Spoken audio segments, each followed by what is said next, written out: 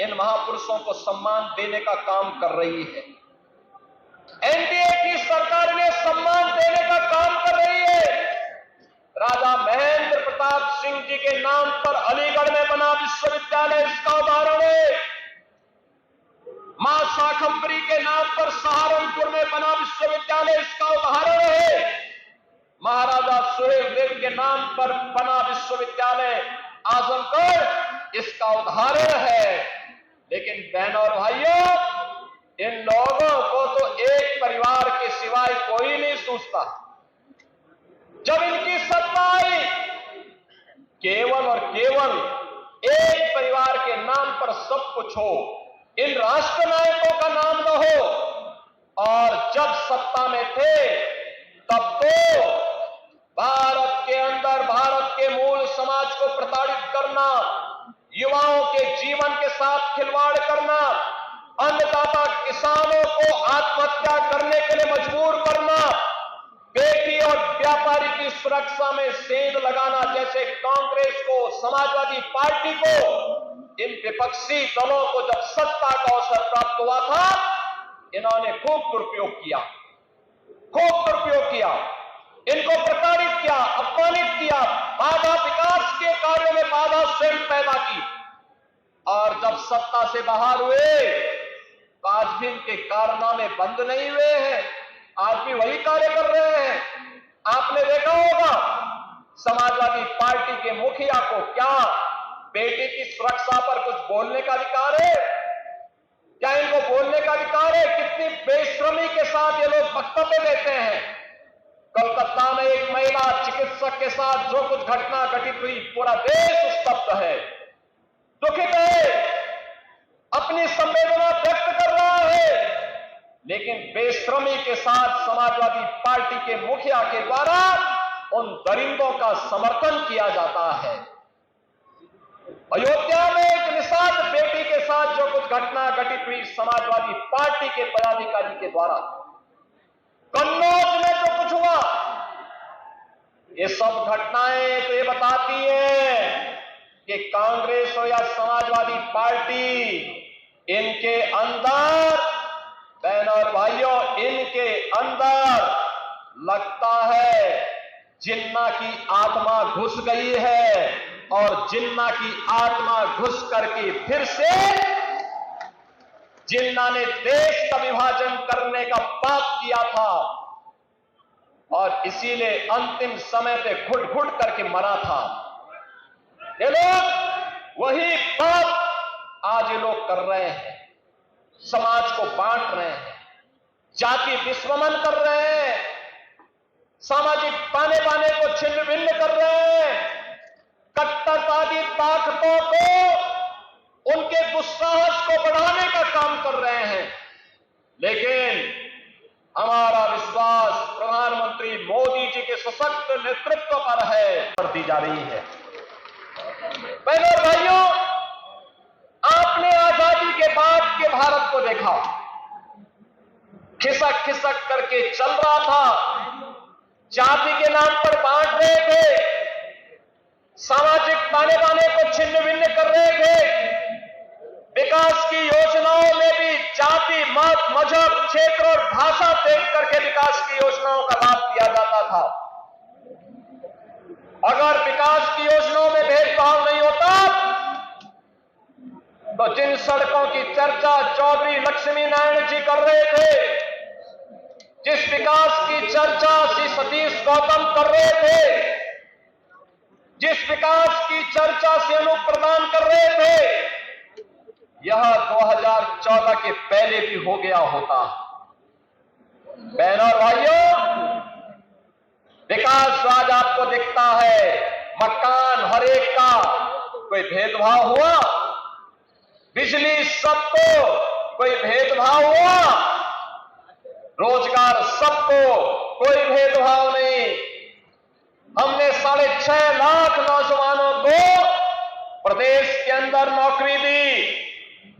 हमने प्रदेश के अंदर 2 करोड़ से अधिक नौजवानों को रोजगार दिया, निजी क्षेत्र में निवेश करके, और लगभग 75 लाख से अधिक नौजवानों स्वतः रोजगार के साथ जोड़ने का काम भी हमारी सरकार ने किया है। डबल इंजन की भारतीय जनता पार्टी की सरकार ने किया है। मकान सबको, बिजली सबको, उज्ज्वला योजना में रसोई गैस के कनेक्शन सबको, पानी सबको, सड़क का काम भी हुआ, बड़े बड़े कार्य भी हुए, लेकिन भेदभाव किसी के साथ नहीं किया। जाति के नाम पर नहीं, मत और मजहब के नाम पर नहीं, क्षेत्र और भाषा के नाम पर नहीं। आपने देखा होगा जिन नौजवानों को स्मार्टफोन वितरित हुआ, रोजगार के सर्टिफिकेट वितरित हुए, हर जाति और मत और मजहब के थे, क्योंकि मोदी जी का जो मंत्र है सबका साथ और सबका विकास, उत्तर प्रदेश में प्रधानमंत्री आवास योजना में प्राप्त हुआ है। बहनों और भाइयों, 15 करोड़ गरीबों को फ्री में राशन, प्रदेश में 10 करोड़ गरीबों को आयुष्मान भारत योजना के अंतर्गत 5 लाख रुपए की स्वास्थ्य बीमा का कवर, उत्तर प्रदेश में 1 करोड़ 75 लाख परिवारों को उज्ज्वला योजना में फ्री में रसोई गैस के कनेक्शन दिए गए हैं। और रसोई गैस के कनेक्शन देने के साथ ही हम लोगों ने तय किया है कि इन परिवारों को होली और दीपावली में फ्री में सिलेंडर उपलब्ध करवाने का काम करेंगे, जिससे हर घर में रसोई गैस जल सके। बहनों और भाइयों, आज सड़क में भेदभाव नहीं, बिजली में भेदभाव नहीं, स्पोर्ट्स के लिए कार्यक्रम हो रहे हैं। हमने तो स्पोर्ट्स कोटे में नौकरी देनी प्रारंभ कर दी है। आपने देखा होगा अभी एक पाल नौजवान लड़का राजकुमार पाल ओलंपिक में भारत इंडिया हॉकी टीम के साथ में खेल रहे थे और ओलंपिक में भारतीय टीम ने मेडल जीता। राजकुमार पाल उत्तर प्रदेश का नौजवान है। हमने कहा इसको डिप्टी एसपी की नौकरी देंगे, सीधे डिप्टी एसपी बनाएंगे। आपने देखा होगा पारुल चौधरी ने कॉमनवेल्थ गेम्स में चीन की खिलाड़ी को हराया। हमने कहा इसको डिप्टी एसपी बनाएंगे, हमने उसको नियुक्ति पत्र जारी कर दिया। बहनों और भाइयों, 500 खिलाड़ियों को नौकरी दे चुके हैं और आज मैं खैर वालों को भी एक खुशखबरी दे रहा हूं कि आपका मिनी स्टेडियम का भी शिलान्यास आज यहां पे हो गया है।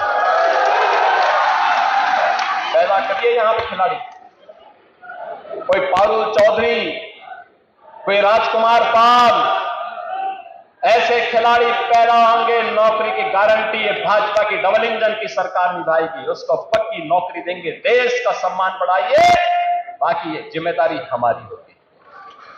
बहनों और भाइयों, विकास की जितनी योजनाएं यहां की आई थी, चौधरी लक्ष्मी नारायण जी को हमने भेजा था, अनूप प्रधान जी को हमने भेजा था, संदीप सिंह जी को भेजा था, यहां के सांसद सतीश गौतम जी को भेजा था, अनूप प्रधान जी को भेजा था, ठाकुर जयवीर सिंह जी को भेजा था। हमने कहा सभी लोग जाओ, भाजपा और लोकदल के कार्यकर्ताओं के साथ बैठो और जो भी विकास की योजनाएं सड़क की हैं, बिजली की हैं, पानी की हैं और भी खेल की है, स्कूल की है, स्किल डेवलपमेंट की है, एक साथ सबको स्वीकृत करवा रहे हैं। क्योंकि 2022 में खैर की जनता ने अनूप प्रधान को चुनाव जिताया था, वो सांसद हो गए हैं, इसलिए जनता को आश्वस्त करने के लिए हम सब आपके साथ में 2 सब स्टेशन यहाँ के लिए स्वीकृत कर रहे हैं। उसका शिलान्यास हो गया, जितने पत्थर लगे हुए सब उसी के। सड़क जितनी थी लगभग 40-38 के आसपास सड़कें, उन सड़कों के नवनिर्माण के लिए, उन सड़कों की मरम्मत के लिए भी पैसा जारी हो गया है और उसके लिए भी आज आपको बधाई देने के लिए मैं आया हूं।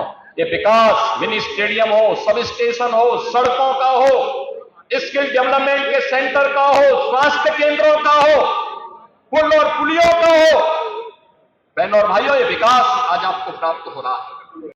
इन महापुरुषों को सम्मान देने का काम कर रही है एनडीए की सरकार, ने सम्मान देने का काम कर रही है। राजा महेंद्र प्रताप सिंह जी के नाम पर अलीगढ़ में बना विश्वविद्यालय इसका उदाहरण है। मां शाकंभरी के नाम पर सहारनपुर में बना विश्वविद्यालय इसका उदाहरण है। के नाम पर बना विश्वविद्यालय आजमगढ़ इसका उदाहरण है। लेकिन बहनों और भाइयों, इन लोगों को तो एक परिवार के सिवाय कोई नहीं सोचता। जब इनकी सत्ता आई, केवल और केवल एक परिवार के नाम पर सब कुछ हो, इन राष्ट्र नायकों का नाम न हो। और जब सत्ता में थे तब तो भारत के अंदर भारत के मूल समाज को प्रताड़ित करना, युवाओं के जीवन के साथ खिलवाड़ करना, अन्नदाता किसानों को आत्महत्या करने के लिए मजबूर करना, बेटी और व्यापारी की सुरक्षा में सेंध लगाना जैसे कांग्रेस को, समाजवादी पार्टी को, इन विपक्षी दलों को जब सत्ता का अवसर प्राप्त हुआ था, इन्होंने खूब दुरुपयोग किया, इनको प्रताड़ित किया, अपमानित किया, बाधा, विकास के कार्यों में बाधा स्वयं पैदा की। और जब सत्ता से बाहर हुए तो आज भी इनके कारनामे बंद नहीं हुए हैं, आज भी वही कार्य कर रहे हैं। आपने देखा होगा समाजवादी पार्टी के मुखिया को क्या बेटी की सुरक्षा पर कुछ बोलने का अधिकार है? क्या इनको बोलने का अधिकार है? कितनी बेशर्मी के साथ ये लोग वक्तव्य देते हैं। कोलकाता में एक महिला चिकित्सक के साथ जो कुछ घटना घटित हुई, पूरा देश स्तब्ध है, दुखित है, अपनी संवेदना व्यक्त कर रहा है। लेकिन बेशर्मी के साथ समाजवादी पार्टी के मुखिया के द्वारा उन दरिंदों का समर्थन किया जाता है। अयोध्या में एक निषाद बेटी के साथ जो कुछ घटना घटित हुई समाजवादी पार्टी के पदाधिकारी के द्वारा, कन्नौज में जो कुछ हुआ, ये सब घटनाएं तो ये बताती हैं कि कांग्रेस हो या समाजवादी पार्टी, इनके अंदर, बहनों और भाइयों, इनके अंदर लगता है जिन्ना की आत्मा घुस गई है। और जिन्ना की आत्मा घुस करके फिर से जिन्ना ने देश का विभाजन करने का पाप किया था और इसीलिए अंतिम समय पे घुट घुट करके मरा था। ये लोग वही पाप आज ये लोग कर रहे हैं, समाज को बांट रहे हैं, जाति विस्मरण कर रहे हैं, सामाजिक ताने बाने को छिन्न भिन्न कर रहे हैं, कट्टरवादी ताकतों को, उनके दुस्साहस को बढ़ाने का काम कर रहे हैं। लेकिन हमारा विश्वास प्रधानमंत्री मोदी जी के सशक्त नेतृत्व पर है।